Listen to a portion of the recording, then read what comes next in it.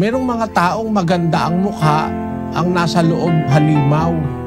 Pero merong taong mukhang halimaw ang mukha, pero ang nasa loob ay parang kordero.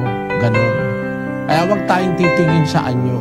At huwag ka rin maiinis, kapatid, kung pipintasan ka o lalaitin ka. Huwag ka maiinis.